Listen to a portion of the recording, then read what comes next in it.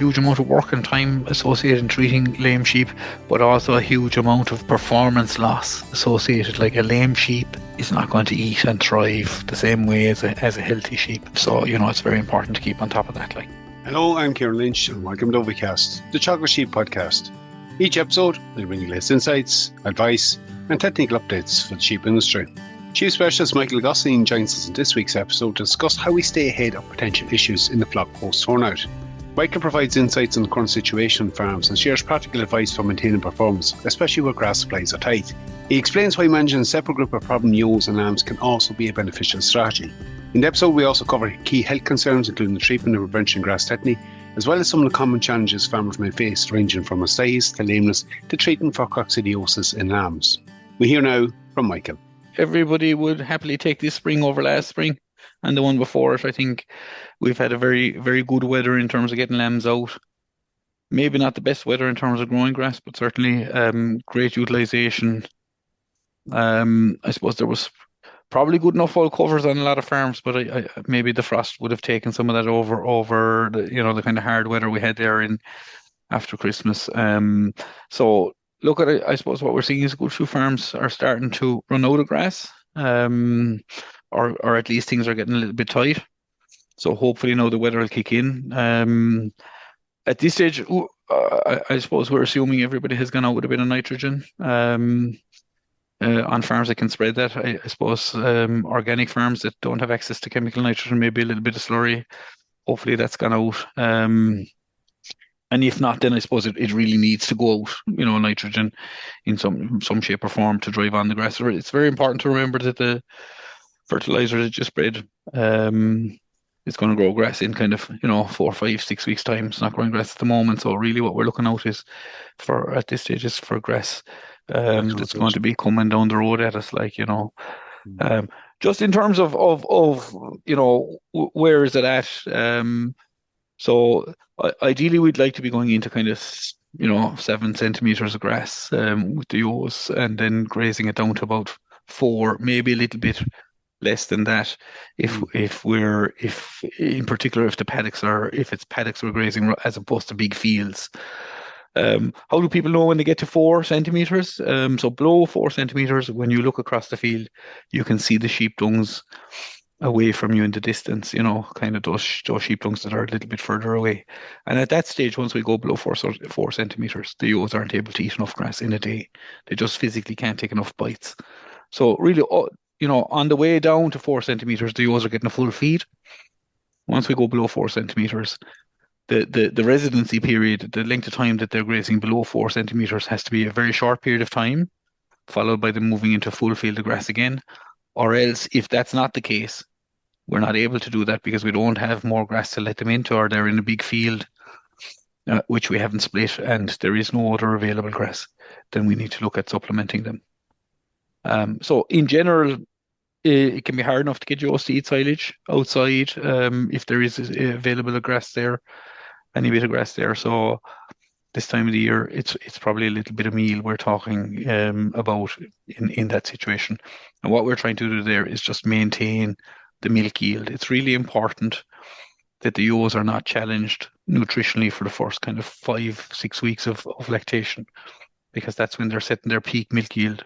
Happens kind of around 3 weeks into lactation for the twin rearing ewes, and about 5 weeks for the single rearing ewe. So that's the time at which you're basically setting how much milk you're going to produce over the entire lactation.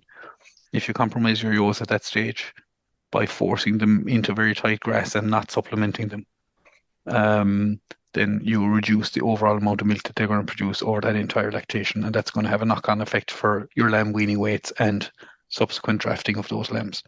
It's possibly one of the only negatives of this spring is we did get stock out earlier, more numbers there. We probably depleted covers a bit quicker. What you highlighted there, Michael, if we're going with supplement, and I suppose it depends on the way the groups are set up, but certainly the twins will be a priority group to consider putting a wee bit of supplementation into if we are short. Certainly, the twins are the ones that need the most, and the singles are probably the ones that will milk the best if only one lamb to rear. So maybe not that critical if they are separated out that way.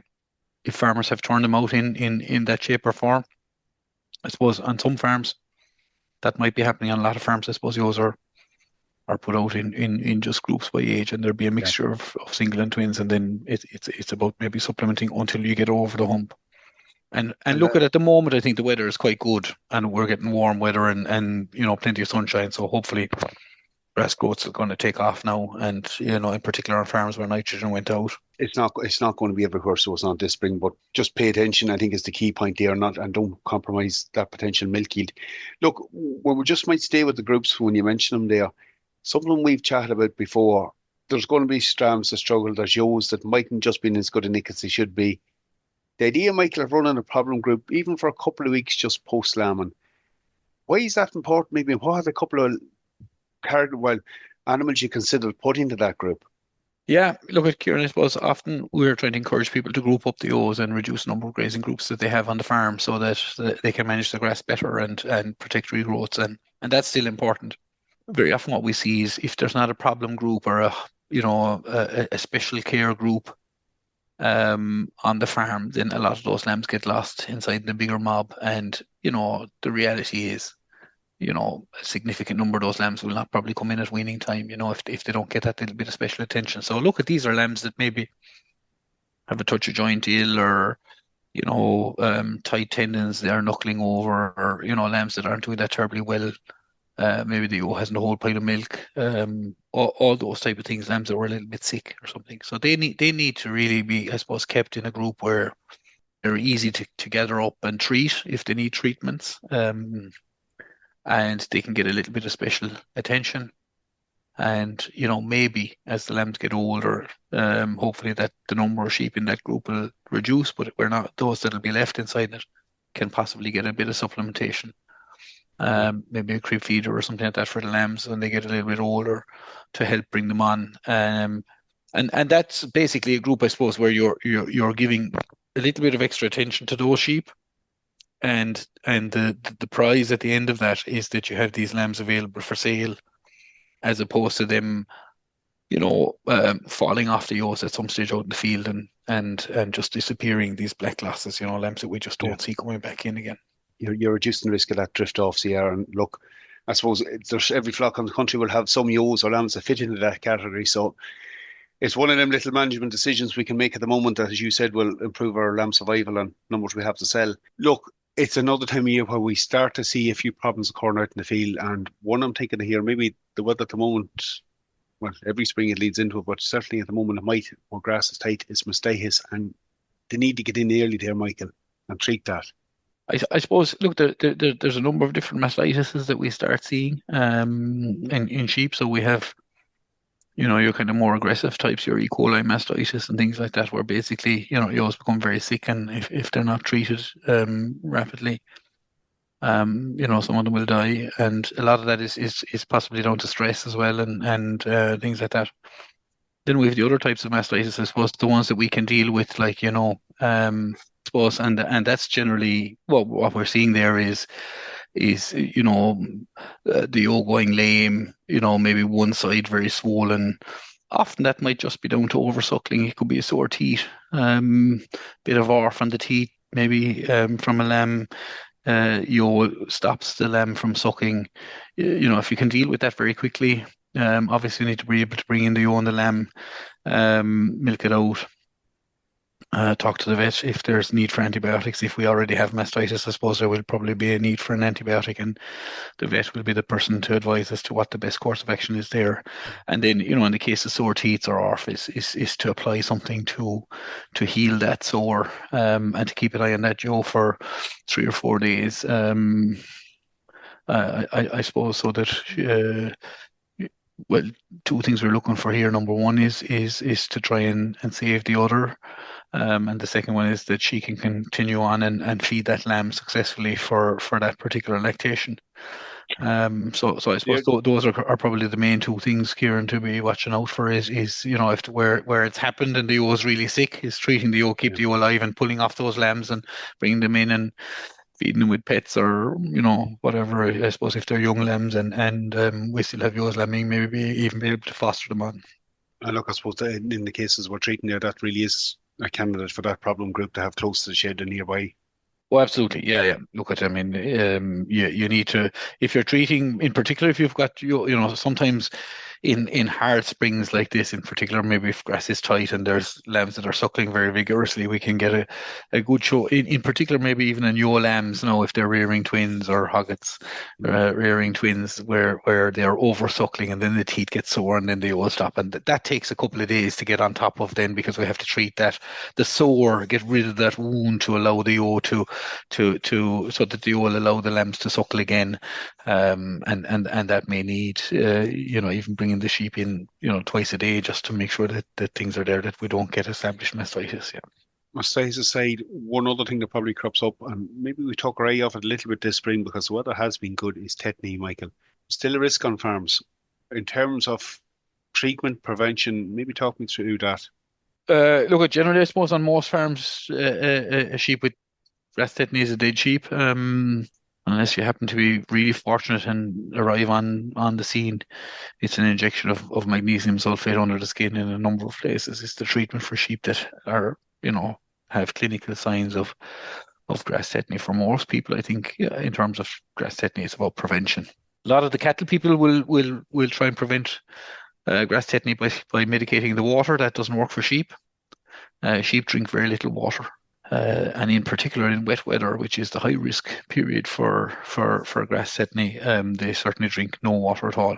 Because the grass is so wet, it's really down to either feeding magnesium in the meal, where meal is being fed. And look, we're not advocating meal feeding alone for grass tetany prevention. It's an expensive way of getting the magnesium in.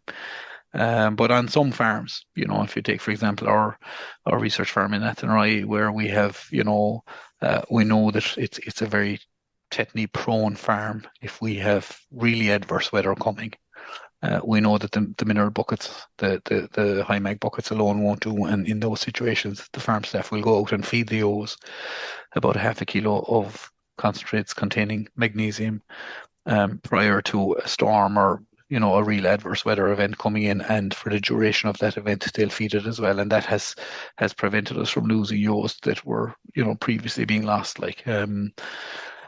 On most farms, I suppose, that don't have that particular problem, a lot of farms, are not high risk grass tetany farms. The buckets work really well.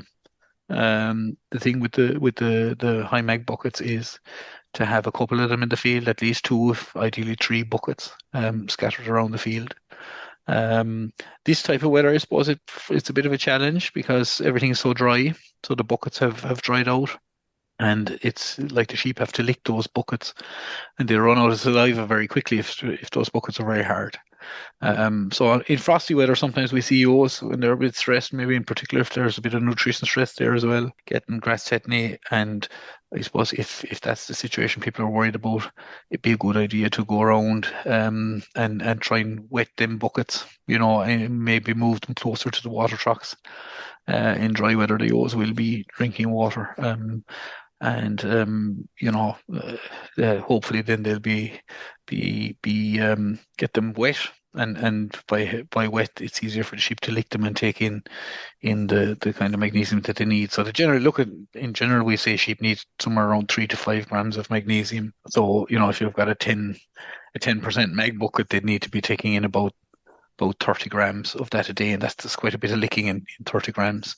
So it needs to be wet, is the message there.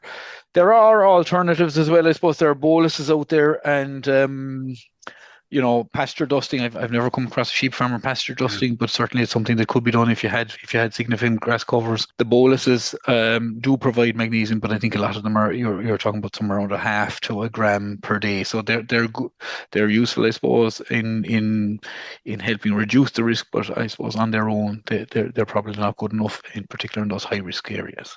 Michael, just to take one practical element in buckets, I suppose we're all guilty maybe of just walking inside the gate and dropping a bucket, but in a bigger field, you're going to need a couple dotted around it. I generally recommend it a third, half, and 2/3 of the way into into the paddock, like, so that they're kind of constantly walking past the bucket. Now look at this type of weather here now where things are drying off, drying up, and drying up very quickly. I think even, possibly moving some of them buckets closer to the water truck will probably help, because they'll be going to the water truck a couple of times a day to drink in this type of weather. And then I suppose it's easy as well then maybe to get a bucket or something and throw a bit of water onto each of them as well if you'd have that far to walk from the water truck with the bucket. Again, look, prevention better than cure in that case. Talking of prevention, we're probably starting to see some issues with those earlier born lambs, the ones born late Feb, in terms of parasites. I'm thinking here probably firstly in terms of cocci. Yep. We are kind of getting into that risk period for that at the moment. Yeah, so look at coccidiosis is I suppose one of the early parasites for the lambs, kind of affects them from about 3 weeks of age. This type of weather is probably conducive to reducing the risk of the parasite because it needs water. So wet, moist, mucky conditions tend to favour the parasite. The kind of drier weather that we're getting at the moment is probably leaving things more difficult for the parasite. But that said, there'll be farms out there that are continuously getting cocci every year, and they will need to treat lambs at the first sign of it. For the later lambing sheep, kind of ewes lambing at the moment, it's often complicated with nematovirus, which is generally the first worm parasite that we see in young lambs as well. And the advice, I suppose, there is that you treat for the nematovirus first and then the coccidiosis secondly, if you're not sure which it is. But certainly look at early intervention is important. So when we start seeing our first few lambs with coccidiosis, it's important that we go in and treat the group. And the reason for that is that the coccidiosis can do quite a lot of damage to the gut, and often those are lambs that are poor thrivers afterwards. So trying to prevent that is really important. So there's a number of products on the market there to treat lambs with their oral drenches, and so you go in with that either once and maybe a follow-up treatment a couple of weeks later, or some treatments sometimes one treatment will do. So I suppose the one thing with coccidiosis is that fecal egg counts are not a good indicator.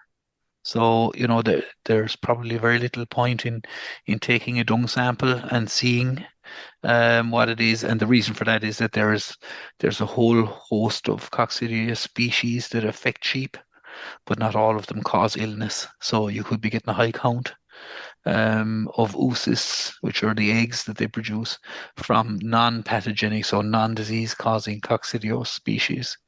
And there would be no need to treat. And the flip side of that is you could have a very low count, but they could be all from these really pathogenic coccidia species, and you would need to treat. So we don't advocate taking dung samples to kind of identify whether we need to treat. We treat coccidia generally based on clinical signs, and again, look at your vet is the person I suppose to talk to if you have any concerns around that. Michael, maybe the final one, just in terms of lameness. Probably getting into the period we're going to see a little bit of scald appearing on farms, and it's been a little bit remiss of me. We should have probably mentioned about dealing with lameness with ewes before they were turned out as well, if there was clinical cases of it. Again, another one where prompt treatment is going to be important. In particular in house flock, it's a good time to break the cycle. Try to avoid leaving out lame sheep. I suppose if they're gone out now at this stage, the ship has sailed. But really, the important thing and what's really coming back from the lameness study that Jake Delaney is doing there with us, Jake is doing his PhD with us in Athenry on that, is the need to identify the cause of lameness, in particular in the older sheep. So in the older sheep, we'll have lameness caused by scald, foot rot, or CODD. And the treatment for those is very much dependent on what it is. So very often we see people and they're treating, for one of those conditions, maybe saying we're treating for foot rot in the ewes, and then the ewes aren't responding, and then they realize, oh no, it's actually CODD I have, and they've wasted all that time treating them for the wrong condition. So really important on the ewes is that you identify what's causing the problem, and then you treat them accordingly. And again, that's a conversation you have with your vet. On the lambs, what we start seeing, kind of once the lambs get to 5-6 weeks of age, is we probably start seeing the first signs of scald. And again, look, a lot of that is kind of weather dependent and grass, so longer grass, wet grass generally tends to exacerbate the situation. The type of spring we're having now is probably quite good. But the important thing, I suppose, in terms of scald is that once you see your first lambs limping with scald, the quicker you go in and footbat those lambs, the quicker you put a stop to it. So when we see the first couple of lambs limping, and generally you will see those lambs get very lame very quickly. They tend to walk on their toes. And once you see the first couple of them, if you wait a week, there'll be a whole pile of them lame because the first ones that you see, that's only the start of a whole pile of lambs that have already got scald, but it's not at a stage where it's making them lame. And if we treat them at that stage by just foot bathing them, and it can be difficult to get young lambs to walk through a footbath. But if we get them through the footbath at that stage, we generally put a stop to it very, very quickly. If we wait until they're all limping around and lame and won't put their foot into footbaths, then it becomes a much bigger job.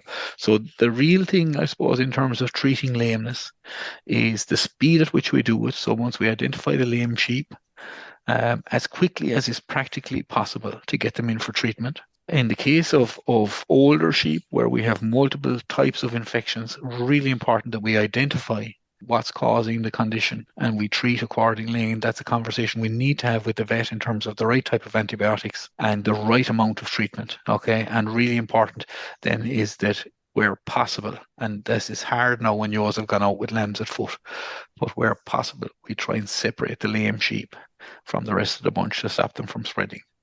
Mightn't be as easy to do now at this stage, but certainly will be very much easier later on, in particular when ewes and lambs are weaned. So look at training lambs early to get through the footbath. I know it's a hard work. We do it here ourselves at home, and it takes a good bit of effort to get them to move through it. The ewes run through it no bother, but the lambs tend to almost try to want to come backwards or stop halfway in the bath, and they're jumping around. So you need to wear leggings and a jacket that day. There'll be lots of splashes and stuff, but generally what we find is once you get them through it the first time, it gets easier every time thereafter. And the really important thing is once you see the first few lame lambs, get them lambs through the footbath. Michael, for the take everything you've just discussed, and I'm conscious fatigue is there on farms. We're not entirely finished. Lamb and lot will be in the shed, but it is really important. Keep your eye on the ball out the field because this is going to have a major impact on lamb performance this spring, and indeed it has an impact on our weaning weights later in the year. Absolutely. Look at it's a huge issue and huge amount of work and time associated in treating lame sheep, but also a huge amount of performance loss associated. Like a lame sheep is not going to eat and thrive the same way as a healthy sheep. So, it's very important to keep on top of that. Great having you on. Really appreciate that insight today. Thanks, Kieran.